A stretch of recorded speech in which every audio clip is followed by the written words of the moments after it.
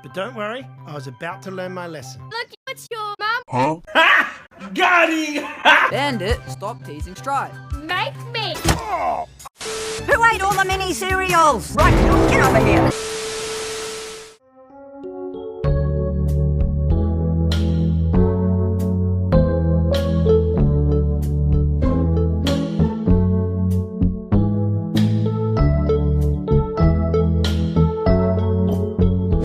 So when it comes to new Bluey episodes, nothing gets me more excited than an episode about Bandit. Or an episode about the future or the past. Bandit, because no matter what, he's always on that grind. A lot of this is just water weight. Traveling the world, making great discoveries about their species, and bringing in the dough to afford that gigantic house. And I've always liked the episodes set in different times, because they usually show the characters we love, but from a whole new perspective. So when the episodes were announced for Season 3 and they mentioned the synopsis for Fairy Tale, I was ecstatic! Every day for weeks, I counted down the days until this episode would drop on ABC's website, and it was just like waiting for Christmas or a birthday, because overall, I was pretty excited for Season 3, but I was especially excited to see this one. So when it came out, I immediately knew then and there that it was going to be one of my all-time favorites. Now, you might be asking, why is it so good though? And why is B&B so obsessed with it? Well, to start, we have to break the fact that this episode is unapologetically 80s. Like, they literally explain it at the very beginning of the episode, and it has no problem showing it off at any time they get. Like, everyone has all these crazy haircuts, Bandit has this really cool hat, which I honestly really want. I'll buy your entire stock. And there's this scene where they literally rewind the tape just to show it in slow motion. And they even show that Nana has no issue hitting her kids when they act up. Which took me completely off guard because she seems like a pretty nice lady. But to be fair, my grandparents did do the same to my dad back in the day whenever he got in trouble, which occurred quite often. But whenever I meet them, they're like the most chill, patient, and nicest people ever. Like, part of me has to genuinely question if they're the same parents that raised my dad. Also, by the way, they did tell me a while back that they love my channel and watch all my videos. So yeah, if you're watching this, I'm sorry. But focusing on the story, it's pretty straightforward, but filled to the brim with some great moments. Like, it's hilarious knowing that Bandit was an absolute jerk growing up, because I swear, this dude just dunks on his brother non-stop, and laughs at him for, I don't know, basically everything. Like, come on dude, this poor kid's name is literally Stripe. He's dealing with enough as is. Although his daughter's name is gonna be Muffin Cupcake, so I guess it's a family thing or something. And I know some people believe that Bandit is a bad character now. Yes, some people actually do. But those people should just see how bad he was when he was 10.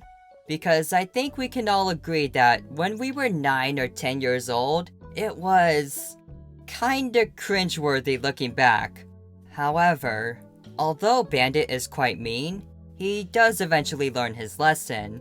Because Uncle Rad, who is surprisingly the oldest of the three, basically jinxes him and makes his life absolute torture, beginning his long career of suffering at the entertainment of others. Kidding, of course. Also, I'm not sure if this was intentional, but I find it really funny how none of his family bothers to help him, or even cares about him in general. Almost as if he's been this nuisance for years and they just wanted to stay quiet forever.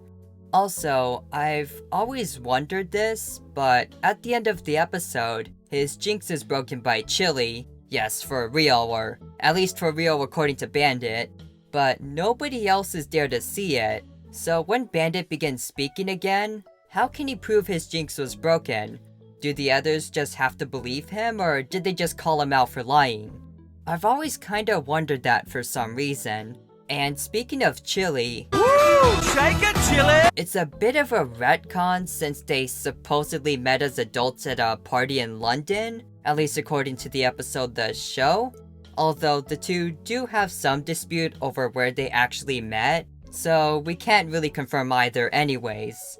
But I like to believe that they did meet on vacation, but didn't actually start dating until they met at that party, because that way, both stories are sort of canon, and I'm not sure who mentioned it, but I also heard someone online say that it's possible Bandit actually met Brandy and got the two mixed up, which could honestly be an entire video on its own.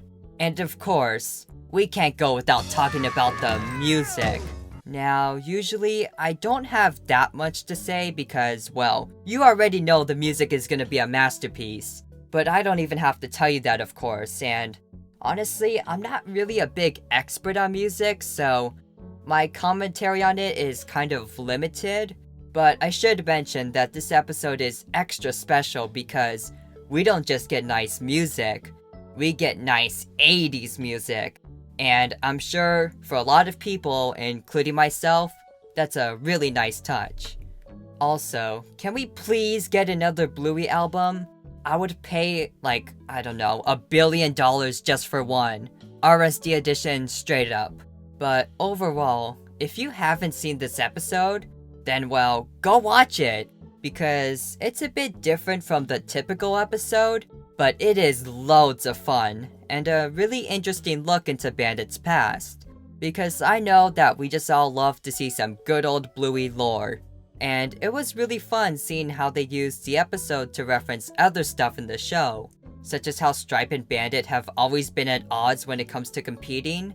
And one of my favorite parts of the episode is when Stripe is playing games with Bandit after he gets jinxed, and he just straight up calls him Diddums, which is, of course, a reference to the episode Kids. But despite all the fun details, spoiler alert, it will not tell you about what happened to Grandpa Bob, although he does make a small appearance. And also, it won't tell you why Rad is part Red Healer when his parents aren't, unless Rad isn't actually Bob's son, and that's why he rarely comes by to visit, and oh no. Oh no, oh my god. I think Nana might be up to something. And that's why we almost never see Bob. He knows what's going on. She's cheating on him! I'm probably just overthinking it. But with that said, I'd love to hear your thoughts on the episode. Personally, as I mentioned before, it's one of my all-time favorites despite being a relatively recent one, or at least kinda recent. I know it released about a year ago. But I just thought it was loads of fun, the characters were great, the location was really nice, and the music was just god tier. But anyways, feel free to leave your thoughts in the comments below, and until next time, B&B Productions will be signing out. Have an awesome day everyone, and I hope you enjoyed this short but kind of entertaining video. Anyways, goodbye everyone, and I'll see you soon. So for today's fan art of the day, we have user Juice Snatcher on Twitter, who has made me this really nice picture of Hideaki. He's just chilling around, rocking some sick Bluey slippers. And in my opinion, this feels like something he would totally do. Thank you so much for the fantastic fan art, and if you can, please support him and follow him on Twitter.